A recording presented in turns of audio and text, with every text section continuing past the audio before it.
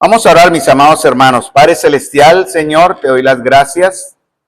Señor amado, por la oportunidad, el privilegio y esta responsabilidad, Señor, que tengo, no solamente de presentar tu palabra, sino también de oír tu palabra, Señor, de que ella marque nuestras vidas, porque ella ha sido dada, Señor, como una herencia para nosotros, como un ancla firme también, Señor, que nos adentra ante tu presencia en la esperanza que ella nos da de las cosas que han de venir, Señor, y que tú has prometido.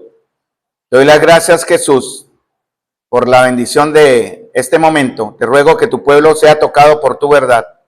En tu nombre o en el nombre de Jesús pido estas cosas. Amén. Bueno, muy bien, amados hermanos, vamos entonces. 1 Tesalonicenses capítulo 4, versículo 3. Este es uno de los textos más importantes, más mencionado en el tema que va a tratar de toda la palabra, o en realidad de todo en el Nuevo Testamento. Se menciona muy seguido en casi todas las cartas, de alguna u otra manera, este tema sobre la venida del Señor. Vamos a empezar a ver algo sobre eso. Pero antes, regresémonos un poquitico para entender el contexto de donde venimos, capítulo 4, versículo 13. Recuerden que Pablo está enseñándole a la iglesia la manera de cómo agradamos a Dios. Él ya ha hablado a partir del capítulo 3, versículo 11, hasta el capítulo 4, versículo 12, unas maneras de agradar a Dios en cuanto a la santidad, en cuanto al trato hacia mi prójimo, incluyendo a mi esposa, que es parte de esa filialidad, hacia mí mismo, en el temor a Dios, que dice el capítulo 4, versículo 7, de por qué yo debo entonces agradar a Dios en todo lo que corresponde o atañe a mi hermano, aquel con el cual convivo en la congregación y con el que vivo mi fe, pero también acerca de la responsabilidad de practicar, de vivir el amor fraternal, ¿no? Un amor que no solamente se debe ver reflejado entre nosotros, sino se debe ver más reflejado en cierta manera hacia los de afuera. Y lo otro que el Señor dice es la responsabilidad que tenemos, capítulo 4, versículo 10, de cómo abundando en ese amor, procuremos tener tranquilidad y ocuparnos de nuestros negocios con nuestras manos, de una manera sosegada, tranquila, responsable y de testimonio, a fin de que os conduzcáis honradamente para con los de afuera y no tengáis necesidad de nada. Y esto Pablo lo decía en virtud de una situación que la iglesia de Tesalónica estaba viendo, porque cuando él partió, él duró casi 5 o 6 meses allí enseñándoles. Esta verdad que él menciona aquí ya se las había enseñado. Pero hermanos amados, como la palabra no había sido fundamentada y completada, surgían muchas dudas, muchas incertidumbres en el corazón de la doctrina de las iglesias. Por eso Pablo, al enviar a Timoteo para conocer cómo estaba la iglesia, Timoteo regresa con muy buenas noticias, hablando de la fe, del amor de ellos, cómo su fe se extendía y era conocida. Pablo dice, he sido consolado por esto, pero a partir de ahí Pablo ve la necesidad porque había un problema.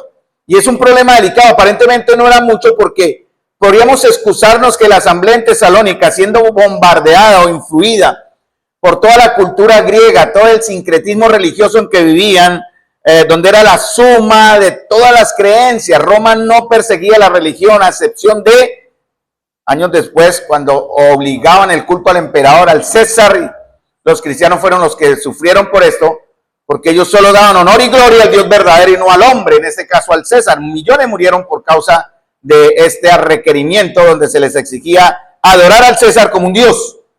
Obviamente en todo este sincretismo, la suma de muchas creencias, los hermanos en Tesalónica fueron afectados de una manera negativa, porque habían tendencias tanto de los filósofos griegos como de algunas enseñanzas ya que estaban rondando dentro de los hermanos, hablando de que del regreso del Señor, la promesa del Señor de que vendría sería inminente. La iglesia siempre debe vivir con esta expectativa. Su regreso puede ser hoy, pero obviamente se deben cumplir ciertas condiciones. Entonces, en el tiempo de Pablo, esas condiciones no se habían cumplido.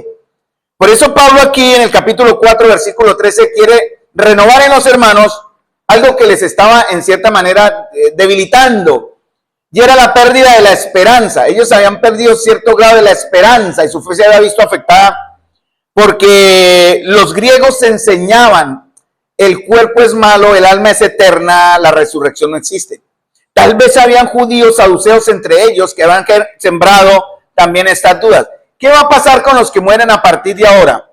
¿Qué va a pasar? Porque los de Tesalónica, ya hemos visto, empezaron, después de que Pablo fue obligado a salir, ellos empezaron a padecer, dice capítulo 2, versículo 15, hablando de aquellos que perseguían o acosaban a los hermanos en Tesalónica, dice los cuales, hablando de los judíos, mataron al Señor Jesús y a sus propios profetas, y a nosotros nos expulsaron, y no agradan a Dios y se oponen a todos los hombres, impidiéndonos hablar a los gentiles para que estos se salven. También Pablo habla de la situación que la misma iglesia empezó a vivir en persecución. Tal vez algunos de ellos murieron por persecución. No lo dice el texto. Pero algo que sí empezó a rondar en ellos era la duda: ¿y qué va a pasar después cuando alguien muere? Y eso es lo que Pablo quiere ahora enseñar y corregir, porque una de las últimas maneras, llamémoslo así, Pablo ya ha mencionado varias en el capítulo 4, una más en la cual agradamos a Dios es tener esperanza. Por eso Pablo comienza con un requerimiento. Nosotros no queremos, aquí no está el nosotros, pero se deduce en la gramática, cuando habla que él, Timoteo, Silas y el que le envió y le encomendó a la obra, que fue Dios mismo, dice una gran verdad que se aplica para ellos y para nosotros. No queremos, hermanos, que sean ignorantes, ¿cierto? Hay un mandamiento: no ignoren la verdad. En ese entonces ellos no tenían la escritura, pero sí tenían esos maestros itinerantes que iban de iglesia en iglesia enseñando las verdades. Por eso Pablo debe escribir cartas para corregir ciertas cosas. Hoy, si el tiempo lo permite, iremos un momentico a 1 Corintios, porque en 1 Corintios capítulo 15, versículo 12 al 20, Pablo habla del mismo tema que está hablando aquí en los versos 13 al 14. Entonces, de pronto vayamos un momentico allá para entender por qué Pablo le dice a los hermanos: no queremos, hermanos, que ignoren acerca de los que duermen. La palabra ignorar, ¿quiénes pueden estar ignorando? Los hermanos de la iglesia, ¿no? No queremos, hermanos, porque habla la iglesia, que sean ignorantes. Entonces, el mandamiento de Dios es: conozcan, entiendan esta verdad, que es lo que les va a fundamentar a ustedes la fe y les va a dar esperanza. Por eso Pablo dice: acerca de los que duermen, porque ignorar esta verdad va a traer tristeza y va a traer confusión. Ignorar esta verdad va a traer desesperanza y la fe se debilita. ¿Cuál era la verdad que Pablo quería enseñar? Y en 1 Corintios Pablo dice: les voy a revelar un misterio. Entonces Pablo lo que está mostrando aquí es algo que nadie más conocía. Esto era nuevo para ellos. Por lo tanto, Pablo se los enseña, y tal vez sea nuevo para muchos de nosotros hoy. Pablo se los enseña para, verso 13, porque dice: no quiero que ignoréis, hermano, acerca de los que duermen, que es el término de los cristianos, o que la Biblia apoya, que se le da a aquellos que han muerto en Cristo. Para el que no cree en Cristo, la muerte no es dormir, es juicio ya. Para nosotros, cuando morimos, la muerte ya no es juicio, es elevarnos a un estado mejor, donde el cuerpo queda al polvo de la tierra, como fue el mandamiento del Señor, pero el alma, que no muere nunca, irá directamente a la presencia del Señor. Pablo lo dice también en 1 Corintios, menciona esto, ¿no? Entonces Pablo dice: no quiero que ignoremos, no queremos. Dios es el que habla, Dios es el que está diciendo: no sean ignorantes de esta verdad, porque hay un fundamento.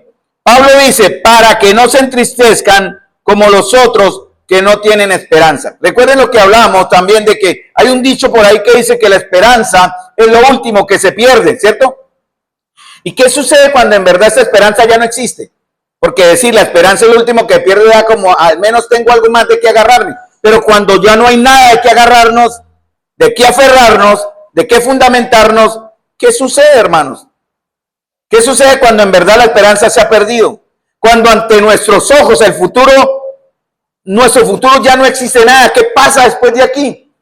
Por eso muchas personas, el promedio mundial ha crecido en porcentaje de personas sin esperanza que han acudido por sus propios medios, y al no tener una esperanza más allá en vista de circunstancias, pueden ser económicas o de salud o familiares, deciden voluntariamente cortar con sus vidas. El índice ha crecido, el índice de suicidio mundialmente ha aumentado. Y aunque hay países también que hoy legalmente están aprobando, Colombia es una que con dictamen médico también lo autoriza, la eutanasia, la muerte asistida. Hay muchos que no tienen esperanza, ya no hay más aquí, a partir de ahora ya no encuentro nada más allá. ¿Qué me queda entonces? ¿Debo morir? ¿Quiero morir? Aquí todo termina. pero se están engañando. Porque para el mundo la esperanza es un deseo, algo que se espera, pero no hay seguridad. Para nosotros, hermanos, como hijos de Dios, la esperanza que está fundamentada en la fe es algo seguro, una anticipación confiada. No es un pensamiento ilusorio, no es algo que tal vez pueda suceder si... No, es una seguridad sobre cosas que no se ven, pero están basadas en las promesas de Dios que ustedes tienen en sus manos. Entonces la esperanza no es lo mismo que fe, ¿cierto? Son dos conceptos distintos. La fe es la base de la esperanza. La fe se basa en el presente y en el pasado, y la esperanza es la expectativa o la confianza de espera, valga esa redundancia ahí, de que las promesas de Dios serán cumplidas, ¿cierto? Entonces la fe se basa en algo. ¿En qué basa nuestra fe? Ya vamos a ver en el verso 14. Y a partir de ahí se genera una esperanza. ¿Qué es la expectativa? ¿Cuándo pasará esto? Eso es lo que estoy queriendo decir con estos dos términos. Entonces la esperanza es el resultado natural de la fe. Satanás va a querer a nosotros primero quebrantar la fe, dañar la fe. Por eso es que Pablo dice en Romanos capítulo 10, la fe es por el oír por la palabra de Dios. Porque cuando estamos inmersos, saturados de la palabra de Dios y confiando en las promesas y lo que el Señor nos muestra a través de su palabra, el único resultado inmediato, hermanos, para un hombre o mujer de Dios que vivimos bajo esta norma de aferrarnos a la verdad de Dios, es la esperanza. Los hermanos en Tesalónica estaban dudando. Había algo internamente, no sabemos todavía, el texto no lo dice, pero se deducen algunas cosas. Ya lo vimos el domingo anterior. Entonces eso es lo que Satanás quiere arrebatarnos.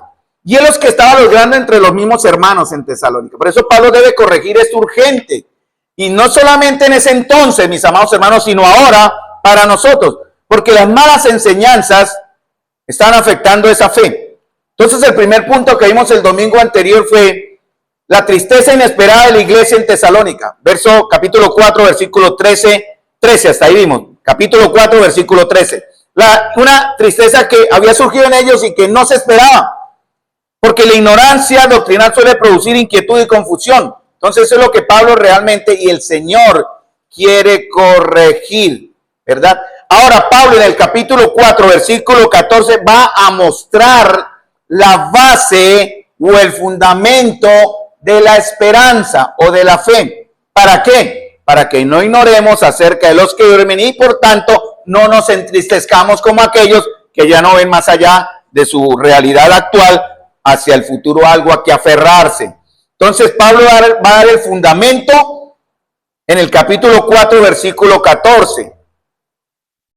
Y va a pedir un requisito o va a revelar un requisito. Capítulo 4, versículo 14. Entonces dice, no se entristezcan como los otros que no tienen esperanza. Ahora dice, ¿por qué? ¿Cuál es el por qué?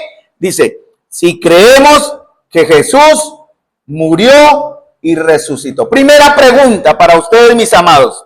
¿Cree usted en esto? ¿Cree de corazón? ¿Cómo sabemos que usted cree de corazón? Mire la esperanza. Si usted cree de verdad que Jesús murió y resucitó, no solamente va a tener esperanza, sino va a mostrar esa esperanza. Se debe ver, es un efecto, es natural, no es forzado. Eso se ve en un cambio de vida, un cambio de palabras, un cambio de actitudes, un cambio de compromiso, un cambio de obediencia. Eso es para que nosotros estemos analizando, mis amados hermanos, si en verdad tenemos esperanza que nos va a llevar a vivir en esa esperanza, para no llegar a las tristezas de aquellos que no conocen del Señor. Entonces Pablo dice, ¿por qué? Da la razón. Si usted y yo creemos que Jesús murió y resucitó, dos acciones hechas una sola vez, no repetibles, Pablo da un resultado. Así también, o sea, quiere decir, las dos cosas van al tiempo. Traerá Dios con Jesús a los que durmieron en él. Entonces hay un requisito para tener esperanza. ¿Cuál es? Hay un fundamento, una base, la resurrección de Cristo. Porque si creemos que Jesús murió, podemos ir a la tumba de Mahoma, ese falso profeta del Islam, allá está la tumba, él está muerto. Podemos ir a la tumba si se encuentra de Buda, o la tumba de los religiosos más renombrados en la historia del hombre, y encontraremos su tumba. Ninguno ha resucitado, ni siquiera el Dios de la religión de más impulso en estos últimos tiempos, que es el Islam, dice que Mahoma resucitó. Pero nosotros tenemos la promesa segura. 1 Corintios capítulo 15 lo menciona. Pablo da las razones porque él debe tratar este mismo texto, el verso 14 en 1 Corintios. Y él dice, mira, hay testigos, se le apareció a estos, se le apareció a los apóstoles, a mí se me apareció como un abortivo, a más de 500 hermanos, hay testimonios. No se puede negar, Jesús apareció vivo después de haber sido muerto en la cruz, de haber sido guardado en una tumba y al tercer día haber sido levantado. Pues ellas llegaron a visitarle, a terminar de ungirle, porque por el acoso del sábado no pudieron hacer los preparativos como era para una persona que muere y va a ser guardada en esa tumba que además era prestada. Y ellas llegan a la tumba, conocemos la historia en Juan, ¿no? Y en los evangelios. ¿Y qué encuentran? Una tumba vacía. Entonces Pablo dice, si creemos que Jesús murió y resucitó, también hay una promesa. Entonces hay una razón para tener gozo y esperanza. ¿Cuál es? En el verso 14. ¿Cuál es? Bueno, devolvámonos un poquitico. Creo que ya lo dije, pero quiero resaltar el orden. Primero hay un requisito, una condición para tener esperanza. ¿Cuál es? Creer, ¿cierto? Muy bien. ¿Cuál es la razón del gozo y la esperanza? O sea, ¿en qué me baso para creer? Que Jesús murió y resucitó. Nada más, ¿cierto? Va a haber una garantía, o sea, hay una promesa, un sello. Cuando los gobernantes enviaban sus misivas, sus cartas, sus órdenes en sobres sellados como se hacía antiguamente, se le colocaba un sello, ¿cierto? Un lacre que llaman, con cera derretida, el sello con el emblema del rey, y nadie podía abrir eso con so pena de muerte, podía morir si rompía ese sello. Según Timoteo capítulo 2 habla que el fundamento está puesto y Dios ha puesto un sello. Quiere decir, nadie rompe, nadie cambia, nadie desvía la intención de ese sello. Y aquí el Señor está dando un sello en el capítulo 4, versículo 14, en la segunda parte. Es una garantía. El Señor da una garantía. Si creemos que Jesús murió y resucitó, yo lo reuniré con Cristo. En Juan capítulo 14, el Señor despidiéndose de sus discípulos, les dice, en la casa de mi Padre muchas moradas hay. Si así no fuera, yo le hubiera dicho, voy pues a preparar lugar para vosotros. No se turbe vuestro corazón, tengan esperanza, dice el Señor. Si creéis en Dios, crean también en mí. Más adelantico, unos textos, 6 versos más adelante, porque el Señor dice, si me conocieres a mí, también a mi Padre conocería, y si desde ahora le conocéis y le habéis visto. Estoy leyendo en Juan capítulo 14, versículo 7.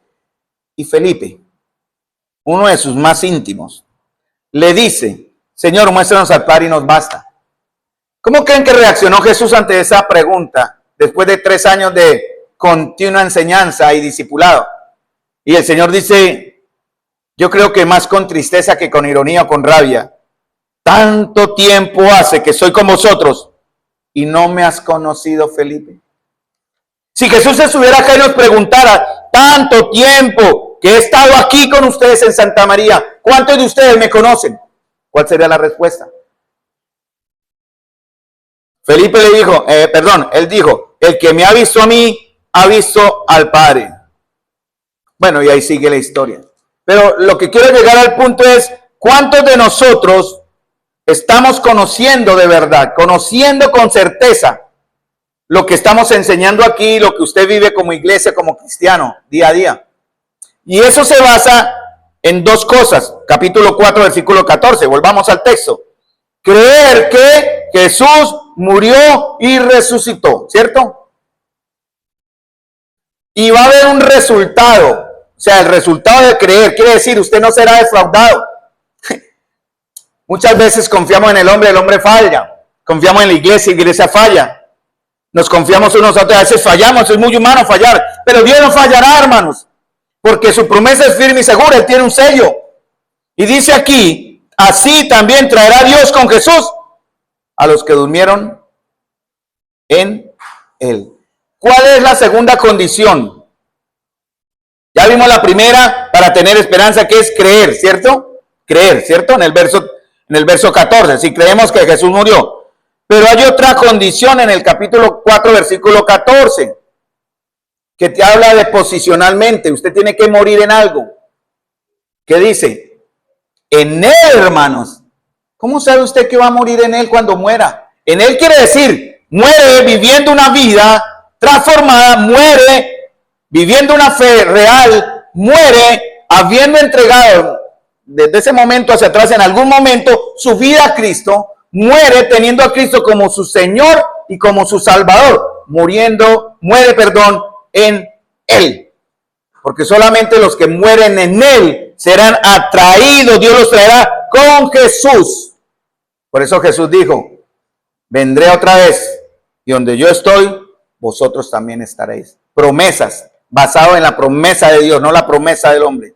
Entonces el Señor nos da una esperanza firme y segura. Entonces por eso el mandamiento del Señor es no ignoren. Tenemos la palabra segura que penetra como firme el ancla, dice el Escritura, dice la misma palabra, para darnos a nosotros una esperanza. Eso es lo que yo estoy aquí tratando de mostrarles a ustedes, lo que a mí me está transformando. Pablo no quiere que ignoremos, porque la esperanza es el sello de aquellos que tenemos fe, hermano. Vuelvo a hacer la pregunta que hice hace unos momentos atrás. ¿Cómo sabemos que usted tiene fe? Muéstreme su esperanza. Y miren lo que pasa cuando tenemos esperanza, porque la esperanza nos lleva a algo. Y esa va a ser otra prueba. Eso es para que usted mire, como yo me ha tocado mirarme a mí mismo. ¿Cómo sé que Carlos tiene fe? Porque debo tener esperanza. ¿Cómo sé que tengo esperanza? Porque debo estar constantemente, conscientemente, de una manera responsable y disciplinada, santificándome. Primera de Juan capítulo 3, versículo 2. Lo leo para que ustedes me sigan y no se me distraigan mientras buscan. Amados, ahora somos hijos de Dios y aún no se ha manifestado lo que hemos de ser. Esa es la esperanza, aún no ha llegado.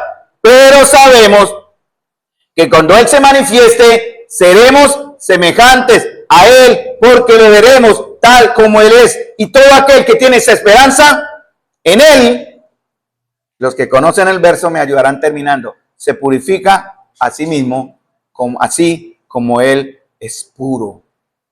¿Cómo sabemos que usted tiene fe? Muéstreme su esperanza. ¿Cómo sabemos que usted tiene esperanza? Muéstreme su santidad. O mostremos nuestra santidad. Y la santidad implica muchas áreas en la vida de un hombre o una mujer que creen en Jesús. Obediencia, compromiso, fidelidad, veracidad, honra al Señor, servicio al Señor. Conocemos los textos en la palabra y conocemos los principios de la palabra. De esa manera usted, yo no estoy para juzgarle, yo me miro a mí mismo y yo a Dios daré cuentas, pero esa es una manera de generar en usted la inquietud. Pregúntese, chuliese eso en su hoja de vida. ¿Cómo está mi esperanza? ¿Cómo está mi santidad delante del Señor? Y eso va a demostrar la fe que usted está viviendo. Que el Señor hable a sus corazones en esta mañana. Entonces la voluntad del Señor es darles a ellos esperanza. ¿Sí? ¿Para qué? Para que no muestren un mal testimonio también como aquellos que no la tienen. Y miren cómo termina capítulo 4, versículo 18 y capítulo 5, versículo 11. Es el mandamiento. Después de que Pablo revela esta verdad, nuestra tarea, hermanos, constantemente, permanentemente, a cada momento, de personal o grupal, colectivamente, es, por tanto, alentados los unos a los otros con estas palabras. ¿Qué significa alentados? Anímense, ¿no? Pero no es el anímense como, hágale hermano, bien hermano, ánimo. No, hermanos, es estar con Él, aléntese, camine, los dos llegamos. Como cuando usted va en la carrera y sufre el golpe de calor. Hemos visto atletas que están a punto de llegar a la meta. He visto videos muy bonitos de atletas que están a punto de llegar a la meta y colapsan por el esfuerzo físico o golpes de calor que llaman y caen rendidos. Y he visto otros que vienen que podían pasarlos, legalmente pueden decir, no, yo gano, este ya se rindió, yo sigo. Paran, los ayudan, los levantan y ambos cruzan la meta. Sí hemos visto más o menos imágenes en las redes sobre ese aspecto. Eso es más o menos lo que Pablo quiere decir. Alentados los unos a los otros con esta palabra. Hermanos amados, la iglesia del Señor no está llamada, ni está creada, ni debe vivir así, dejando a sus heridos en el campo de batalla. Por eso tenemos que estar, Pablo lo dice más adelante, le rogamos, hermanos, capítulo 5, versículo 12, 2 veces, capítulo 5, versículo 12, capítulo 5, versículo 14, les ruego, hermanos, amonesten a los ociosos, alentéis a los de poco ánimo, sostengáis a los débiles. Esta palabra alentéis a los de poco ánimo la pasamos al capítulo 4, versículo 8. Animados o alentados los unos a los otros, porque el que tiene desánimo, ¿qué pasa? Pierde la esperanza, brazos caídos, no se mueven. Yo he visto en la vida de algunos esa clase de actitud, brazos caídos. Lloramos por ustedes, porque esos brazos caídos donde tienen todo para ser los verdaderos creyentes, efectivos, poderosos y usados por el Señor, es el resultado de una desesperanza, cualquiera que sea. Entonces, también capítulo 5, versículo 11, porque todo el contexto que empezamos a ver desde el capítulo 4, versículo 13, termina en el verso 11 del capítulo 5. Por lo cual, también dice otra vez, animaos unos a otros y edificaos unos a otros, así como lo hacéis. Es la tarea nuestra, después de conocer esta verdad, que iremos ahorita a 1 Corintios, es alentarnos, animarnos y edificarnos. Porque esa era la duda que había. ¿Qué va a pasar con los que mueren? Decían los de Tesalónica. Los filósofos de ellos crecieron en unas religiones complicadísimas y enredadas. Dicen que no hay resurrección. ¿Y ahora qué? Algunos decían incluso que hasta Pablo lo reprende. Creo que es Himeneo y Fileto, si mal no me acuerdo el nombre de estos falsos, que decían que la resurrección ya se efectuó y eso generaba en los hermanos, ¿qué pasó? ¿Por qué estamos acá?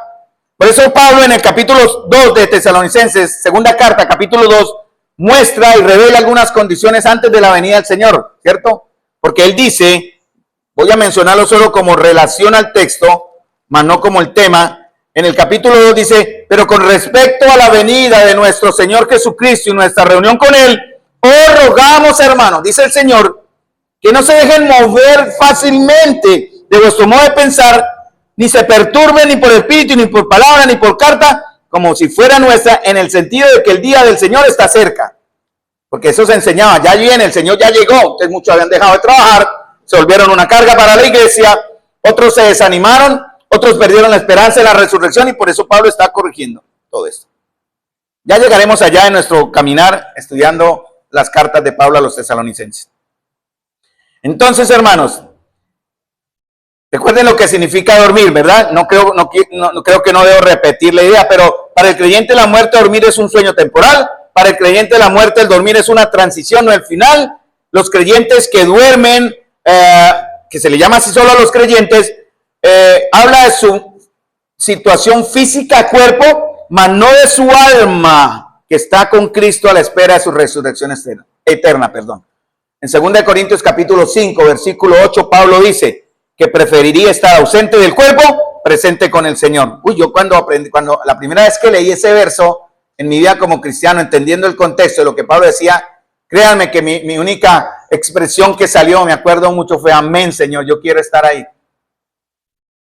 Jesús también le prometió al Aarón en la cruz, ¿se acuerdan? ¿Qué le dijo? Hoy estarás conmigo en el paraíso. El Aarón murió, ¿cierto? ¿Cumplió Jesús su palabra? Amén, sí, Señor. Y en 1 Corintios, cuando lleguemos allá lo veremos, pero ya en próximas enseñanzas, porque todo lo que vamos a ver de Tesalonicenses, capítulo 4, versículo 13, hasta capítulo 5, versículo 11, deben equilibrarse, compararse y seguir en una línea paralela con 1 Corintios, capítulo 15, versículo 12, hasta el 58, creo que es el último verso. Y habla de todo esto porque Pablo quiere renovar en nosotros la esperanza. Él dice al final en 1 Corintios 15, 55, que la muerte física ha perdido su aguijón. Ya no debemos temer a la muerte física. Bienvenida la muerte. Ahora vamos al segundo punto.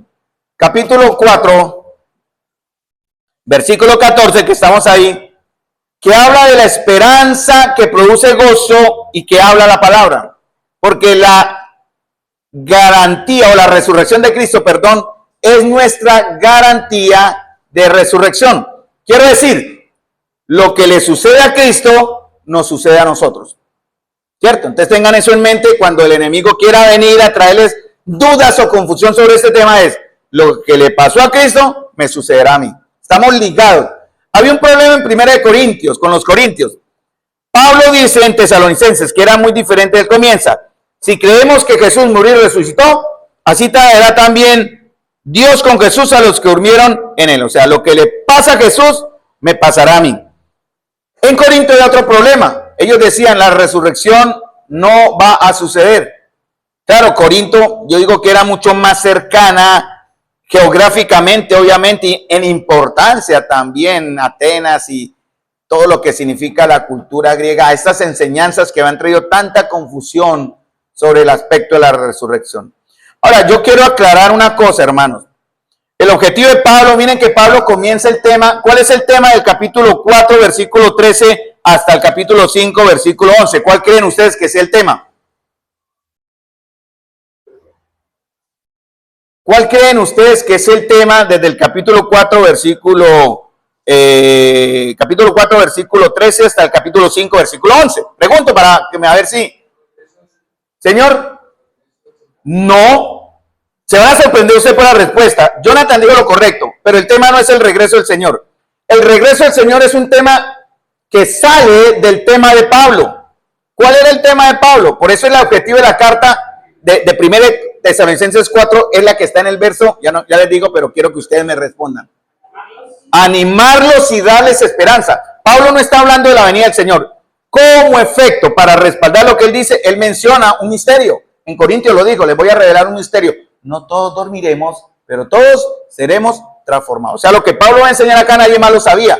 Sin embargo, el propósito de él no era ese. Créanme, eso lo habla más adelante en la segunda carta y en otros textos. El primer propósito de él era recuperen la esperanza. Y después de esto, basados en lo que les voy a mencionar, que es lo que vamos a ver desde el capítulo 4, versículo 14 en adelante. Entonces, quiero recalcar eso. Pablo no quiere generar controversia. Hoy día hay varias tendencias en la teología evangélica sobre los tiempos de la venida del Señor. Algunos son amilenialistas, tribulacionistas, otros son pretribulacionistas, somos pretribulacionistas milenialistas, y otros son tribulacionistas, posttribulacionistas, milenialistas. Un poco confuso, ¿verdad? Pero la idea mía no es confundirlos. Yo quiero hacer una declaración pública, pero sí quiero advertir, hay de aquellos que han tomado estos temas para vivir el cuerpo de Cristo. Eso no nos debe dividir. Usted puede creer lo que sea, basado en dos conceptos que vimos en el capítulo 4:14, que es, si creemos que Jesús murió y resucitó, así traerá Dios con Jesús a los que durmieron en él. ¿En qué tiempo? No lo sabemos. ¿A quiénes? Sí lo sabemos. ¿Cómo? Más o menos, porque es lo que yo creo en la Escritura. Yo sigo creyendo en un rapto pretribulacional. Esta es mi declaración de fe pública. Sé cómo ocurrirá. ¿A quiénes les va a ocurrir? ¿Qué va a suceder cuando ocurra? Eso lo sé por la Escritura y eso es lo que quiero compartir con ustedes, mis amados. Pero no sé el tiempo en que va a ocurrir. Pero sí tengo la esperanza de que va a ocurrir. Que yo me preparo para eso. Porque, hermanos amados, cuando yo fui salvo y ustedes fueran salvos, fuimos salvos para relacionarnos con Dios, pero también para prepararnos para ese momento glorioso que nosotros esperamos. Romanos capítulo 8 lo habla Pablo, en todo Romanos 8, los primeros versos del capítulo 8 de Romanos. Esa esperanza que tenemos, ¿no? La creación gime con dolores, ¿cierto? Y nosotros tenemos una esperanza que aún no la vemos, pero la esperamos.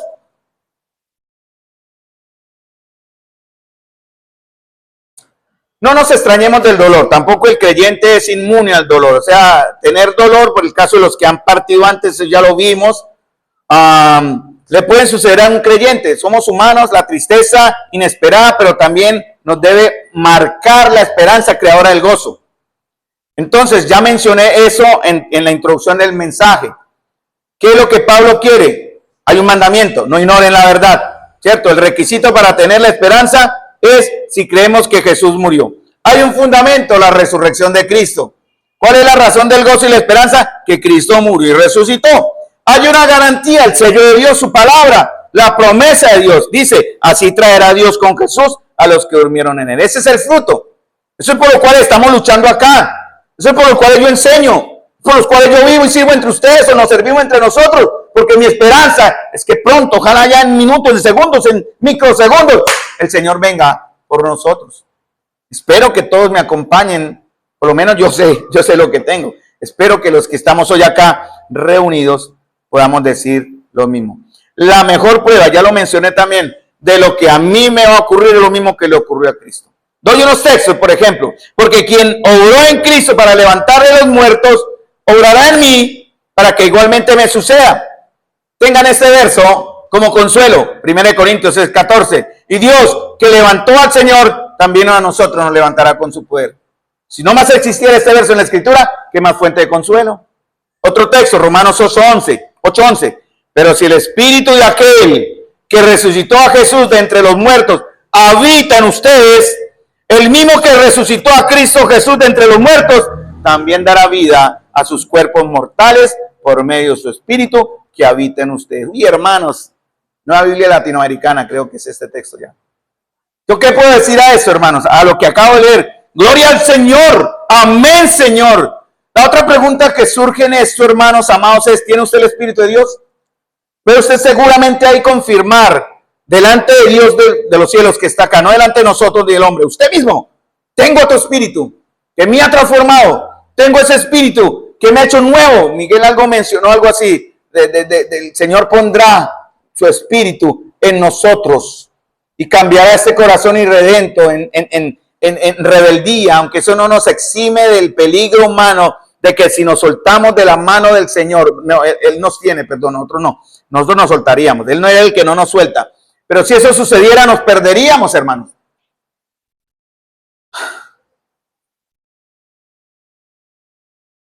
Vamos a Romanos, perdón, a 1 Corintios.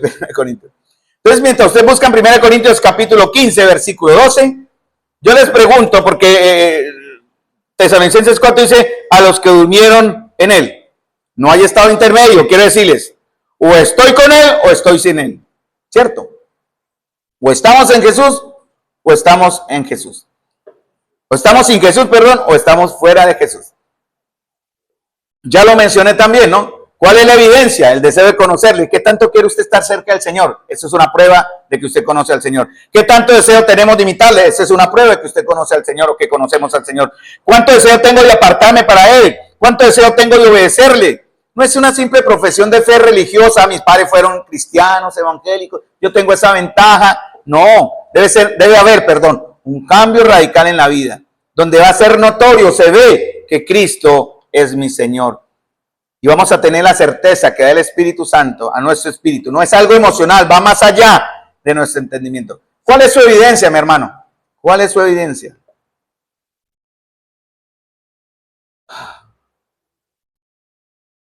Primero de Corintios capítulo 15. La iglesia se levanta porque el tema central del evangelio después de que Cristo fue levantado a los cielos, ¿se acuerdan en Hechos capítulo 1? ¿Cuál fue? ¿Cuál fue el tema central por el cual millones murieron? ¿El evangelio? Amén, sí, el evangelio. Arrepentido porque el reino de los cielos se ha acercado. Pero el evangelio le faltaba una parte. ¿La cumplió Jesús en dónde? En la cruz del Calvario, pero ¿la remató en dónde? En la resurrección. Entonces el tema central de la iglesia en ese entonces, ahora y hacia el futuro, si aún nos quedan años en espera en este mundo terrenal, debe ser hablar de que hay una tumba vacía, hermanos, sin un cuerpo que se pudiera encontrar, porque había una promesa que Él cumplió. La iglesia se levanta sobre la predicación de una resurrección de aquel que conquistó la muerte, hermanos amados, y que también conquistó el pecado. Ese es el tema de nosotros. Nosotros no vamos a reclutar cristianos para que vengan acá. No vamos a contratar cristianos para que vengan acá. Vamos a salvar, con la gracia de Dios, a personas para que vengan acá, basados en las promesas de que Cristo murió, pero también resucitó, y que pronto vendrá para recoger a los suyos. Había un problema en 1 Corintios. 1 Corintios, capítulo 15. Para este texto, del verso 14, y para encontrar una explicación, para que entendamos, vamos a ver 1 Corintios capítulo 15, versículo 12 al 19. Todo lo que habla del capítulo 15, versículo 12 al 19, es la explicación de Tesalonicenses capítulo 4, versículo 13 al 14. 13 y 14, perdón. Porque había un problema entre los de Corinto. Y Pablo comienza muy inteligentemente, obviamente ya por el Señor, a contraponer lo que se estaba enseñando entre los hermanos, haciéndole ver lo ridículo de sus aseveraciones, mostrándole los resultados de esas mentiras. Ya me explico. Entonces, dice: ahora bien, Voy a leerlo en el Nueva Biblia Latinoamericana. O no, yo aquí en mi nota tengo la Reina Valera 60, ya me di cuenta. Ahora, que es casi lo mismo, solo porque habían unas palabras que me atrajeron más para poder explicar. Ahora Pablo dice, porque Pablo en el capítulo 15, versículo 1 hasta el versículo 11, habla de las credenciales o los respaldos, ¿verdad?, que él y otros tenían para hablar de este tema. Y él habla en el capítulo 15, versículo 3, 4, cómo el Señor fue sepultado, sí, verso 4, que resucitó al tercer día conforme a las Escrituras, que se le apareció a Cefas, a los 12, a más de 500 hermanos. La Biblia no menciona en qué momento lo hizo, pero lo hizo. O sea, si sumáramos 500 hermanos, 2 hermanos, digamos que Cefas 13, digamos que Pablo 14, 514 hermanos, podríamos dar para un número, 514 testigos, hermanos, de la resurrección de Cristo, ¿cierto? Dice, después apareció más de 500 hermanos a la vez, de los cuales muchos viven aún y otros duermen. Después se le apareció a Jacobo y después de a todos los apóstoles. Y al último de todos, como un abortivo, me apareció a mí. Ahora Pablo en el 12 dice, pero sabiendo esto, pero si nosotros estamos predicando de Cristo que resucitó de los muertos, primera parte, ahí, vamos a quedarnos ahí. ¿Qué debe hacer un creyente verdadero? Según 1 Corintios capítulo 15, versículo 12. Que era lo mismo que estaban haciendo todos los que él mencionó de ahí para atrás. Predicar. Debemos predicar lo que creemos. Lo de Miguel es correcto, pero va en segundo punto. Primero hay que predicar lo que creemos. Por eso Pablo decía, ahora bien, a partir de todo lo que dije, si se predica, ¿cierto? ¿Qué es lo que tenemos que hacer como iglesia? Predicar. Quisiéramos que la iglesia estuviera llena, rebosar de buenos y hombres y mujeres fieles, santos, y creciendo acá. Pero la función de la iglesia no es esa tanto, es ganar a aquellos que vendrán a nutrir la iglesia, siendo discípulos. Pero hay que predicarles. ¿Qué debemos predicar, hermanos?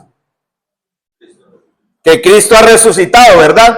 Pero también debemos basarnos, ¿qué hizo Cristo? Debemos basarnos en algo. Pablo por eso cita a los testigos acá. Yo puedo hablar que Cristo ha resucitado, ¿cierto? ¿Quién me va a creer? ¿Cómo pruebo que Cristo ha resucitado? ¿Qué fue lo que él hizo? Bueno, porque hay un cambio. Los hindúes, los buenos creyentes musulmanes tienen cambios. Pero ¿qué es lo que en verdad debe hacer la diferencia, hermanos? Debe haber cambios, sí, lo que Yuri dijo es correcto. Entonces, debemos predicar lo que hizo Cristo, que el tema es ese, ¿cierto? Ese es el tema de la predicación, que Cristo ha resucitado. ¿Y cómo sabemos que Cristo resucitó?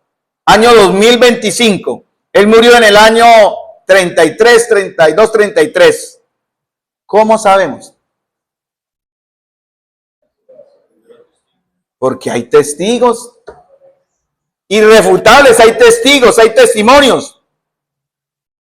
Entonces, mis amados hermanos, debemos basarnos y creyendo, como Lucas también escribió, todas las cosas que han sucedido las he investigado. Por eso Lucas escribe su evangelio.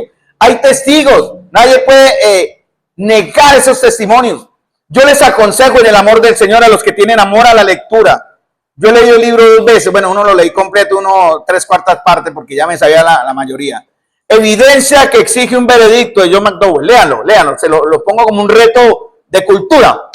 Evidencia que exige un veredicto, ¿eh? Donde él demuestra, John McDowell era ahora creo que no ha muerto, no sé, pero no, estaba en vivo, pero él era ateo, abogado ateo, y él dijo, voy a demostrar que Cristo no resucitó, y se dedicó a estudiar las escrituras, con todas las leyes, con todos los conceptos de la ley, como era un buen abogado, terminó creyendo en Jesús, porque él no pudo evadir o negar toda la evidencia que existe respecto a la resurrección de Jesús, ¿cierto? Entonces, ¿estamos de acuerdo en eso? Hay una tarea del creyente, predicar.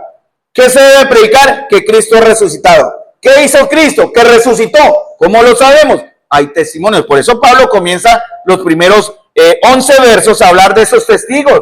Era inevitable, no se podía ocultar. Era imposible. Entonces, Pablo dice, que el tema central de la predicación, de la proclamación del evangelio, y que era la razón del crecimiento de la iglesia, y que era la razón de la muerte de muchos en la fe, era que Cristo ha resucitado. La palabra predica, que está en el capítulo 15, versículo 12, está en tiempo presente. Quiere decir, pero si se predica de Cristo, quiere decir que es una predicación continua, y es una predicación fundamental de la iglesia. No se debe parar. Esto no es un tema que pasa con la moda. El tema de la resurrección de Cristo se predica, es siempre y debe ser siempre el tema de la iglesia. No es el tema social, no es el tema, bueno, los que usted quiera poner para atraer personas. No, ese no es el punto. Nuestra predicación es que Cristo ha resucitado. Siempre está en tiempo presente. Ahora, Pablo usa una ironía. Yo traté de ver varias emociones aquí en la segunda parte del verso 12, ¿cierto? Porque recuerden, la resurrección de Cristo es una prolongación, no es una prolongación de la fe, es el núcleo central de nuestra fe. Esa es la clave. Por favor, estén pendientes, atiéndanme. Si ustedes no creen en esto, en sus pecados están. Tengan mucho cuidado, porque la resurrección de Cristo no es negociable. Por eso en Primera de Juan, vamos a ver también ese aspecto en el estudio de los jueves, la humanidad de Jesús, que todo aquel que confiese que Jesucristo ha venido en carne, es de Dios, y el que no lo confiesa no es de Dios, y el espíritu del anticristo está en él. Porque hablar de la encarnación de Jesús, tenemos que hablar necesariamente de la muerte de Jesús, y por tanto, el resultado de su muerte, que fue haber sido levantado de ella, su resurrección. Entonces, esa es la base de nuestra fe, hermanos. No es un mito, no es una metáfora, no es una alegoría, no es una simbología, no es una doctrina secundaria, es un evento histórico con consecuencias eternas. Entonces, cuando usted se encuentre con otro que no es de nuestra doctrina, por dar una idea un poco extrema, pregúntele qué piensa, qué cree usted de la resurrección de Cristo.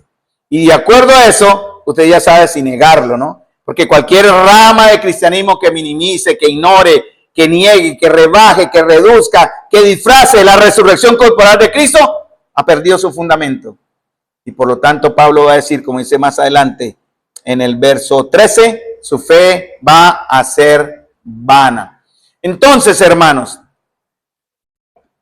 hay una cosa que es en los de Corintios, quiero resaltar porque estamos hablando de Corintios, una contradicción inexplicable, que es lo que vamos a ver.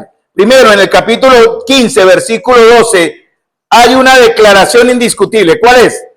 Una declaración, ¿cuál es? Cristo ha resucitado. Esa es la declaración que está en el verso 12. Cristo ha resucitado.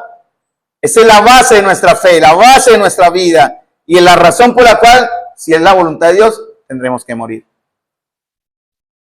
Vamos a parar acá porque el próximo domingo veremos el capítulo 15, versículo, o la segunda parte, perdón, del versículo 2. Aquí nos vamos a amarrar un poquito porque hay que entender por qué Pablo dijo lo que dijo, aplicándolo a los de Tesalónica, ¿cierto? Porque Pablo comienza como con una ironía. Yo le dije, lo dijo con ironía, con tristeza, con dolor. Y ahí es donde Pablo empieza a demostrar con sus argumentos, perdónenme la expresión, poco brusca, pero es real, lo estúpido y lo tontas de las razones que daban los hermanitos en Corinto, que no era una iglesia muy funcional, que digamos, en cuanto a este tema. Porque Pablo dice, si se predica que Cristo resucitó de los muertos, ¿cómo dicen algunos de ustedes, porque no son todos, gracias a Dios, cómo dicen algunos de vosotros que no hay resurrección de muertos? Había ese problema, gracias a Dios no eran todos. Una de las tareas del liderazgo es cuidar que todos tengamos un mismo sentir, que todos tengamos un mismo pensamiento en doctrina, en práctica y en lo que la palabra de Dios exige. Porque cuando surgen esas diferencias, entre comillas, que no es malo tenerlas, pero alejadas de la verdad de Dios, sucede lo que pasó en la iglesia de Corinto. Algunos empezaron a enseñar cosas sin base, sin fundamento, sin razón, cosas estúpidas y cosas que minimizaban, degradaban, menospreciaban la obra de Cristo. Entonces Pablo, vamos a quedar ahí, el próximo domingo vemos la segunda parte del verso 12, cómo dicen algunos de ustedes que no hay resurrección de muertos. ¿Qué están diciendo? No hay resurrección de muertos. ¿Quiénes lo están haciendo? Solamente algunos, gracias a Dios. Si entre nosotros hubieran algunos de esos algunos, ¿qué tendríamos que hacer con ellos? A ver, si entre nosotros, yo aquí, identificamos a alguno de esos algunos que están diciendo algo, como en el caso de los corintios, que iba en contra de la obra, la estaba minimizando, la estaba rebajando, la estaba debilitando la obra, el trabajo de Jesús. Ahora, si lo hiciéramos, si pasara entre nosotros, ¿qué haríamos? Sí, hay un orden. ¿Qué deberíamos hacer? Encontramos. Vamos a poner al ejemplo que usamos domingos anteriores. ¿Se acuerdan? Teníamos a Kevin el ocioso. ¿Se acuerdan de Kevin el ocioso que lo usamos como ejemplo? ¿Lo puedo tomar como ejemplo otra vez, mi Kevin? No es un ejemplo, hijo. Usted lo que tiene que hacer es que ese ejemplo no va a ser real en su vida. El primero era Kevin el ocioso. Kevin no va a ser el ocioso. Pero ahora Kevin va a ser Kevin el dudoso. Porque él empieza a generar una serie de comentarios como este. Cristo no resucitó. Entonces, ¿qué haríamos con Kevin el dudoso? ¡Fuera! ¡Fuera de acá! No, hermanos. No todavía, ¿no? No todavía. Pero primero hay que enseñarle. No consentirlo. También hay que exhortarlo. Mira, hermano, aquí está. Pero vamos a ir con la escritura, no por concepto personal, lo que a mí me pareció. No. Vamos, mire, hermanito, la Biblia es clara y enseña esto. Tin, tin, tin, pam. Es claro, es que la Biblia no admite otras. Siendo justo y honesto, hermanos, la Biblia es muy clara respecto a eso. Pero Kevin, por X o Y circunstancias, no lo acepta. Recuerden, si está tocando la obra del Señor, él puede tener, el negro tiene muchos matices, ¿no? Un gris más blanquito, un gris más clarito, un gris más oscurito hasta el negro. Pueden haber muchos matices, está bien. Respecto a este tema de la venida del Señor, hay muchos matices, hermano, créame. Pero eso no debe causarnos división ni discordia. ¿Cierto? Lo importante es que nos basamos en Tesalonicenses, que Él vendrá a los que creemos que Cristo murió y resucitó. No importando que usted crea otra cosa. Pero si enseña algo que va a debilitar la obra de Cristo, como enseñaban algunos, los gnósticos ya están entrándose en Colosas. Los docetistas están hablando también, que estaban enseñando que la resurrección, que el cuerpo era malo, perdón, que la resurrección no podía ser efectiva. Ya estaban metiéndose en la iglesia. A eso sí habría que reprenderlo. El último extremo que Pablo ya dice, si alguno viene con una doctrina que se les ha enseñado, ya sea por carta nuestra, que no hace caso, fuera. Con tal ni aún se junten. Aún hay esperanza para Kevin el dudoso. Hay que enseñarlo, ¿no? Hay que guiarlo y hay que mostrarle en amor la verdad de las escrituras, porque eso es lo que creemos. Si usted no está de acuerdo en lo que creemos, con todo amor y respeto, pues creo que este no es su lugar. Pero usted está acá porque cree lo que estamos enseñando y está aprobado. La escritura es clara. Si hay dudas, no está malo tenerlas. Preguntemos, aprendamos, instruyámonos. Por eso la iglesia prepara los cultos para que ustedes tengan instrucción o tengamos instrucción. Entonces, mis amados hermanos, vamos a hablar el próximo domingo de la contradicción inexplicable en la iglesia de los Corintios. Porque nuestra esperanza debe estar anclada en Cristo. ¿Cuál era la contradicción inexplicable? ¿Cómo es posible que algunos de ustedes digan que no hay resurrección? Y a partir del verso 13, Pablo empieza a dar las razones que muestran y demuestran, que esas opiniones, esos conceptos eran totalmente absurdos, inútiles. Vamos a orar, mis amados hermanos. Creo que espero haber hecho bien mi tarea y les dejo la inquietud como en una buena telenovela, que el próximo capítulo va a estar tan interesante como este y vamos a seguir aprendiendo para la gloria del Señor. Padre Celestial, Señor de la amada, Señor bendito, la gloria sea para tu nombre hoy y siempre, Señor. Estando aquí presente, Señor, de una u otra forma, Señor, lo hemos visto, lo hemos sentido, Señor, hemos estado, Señor, cerca de ti a través de la alabanza, a través de esta predicación, a través de la comunión, a través del diálogo, de la risa, de la amistad, del compartir, de todo, Señor. Pero lo importante es que esto, Señor, nos una en el plan y propósito como hijos tuyos y creyentes en esta asamblea local, de predicar a Cristo resucitado para todo aquel que demande razón de la esperanza que hay en nosotros. Gracias, Señor, porque nos das tu palabra que es firme, es completa, es absolutamente limpia, transformadora.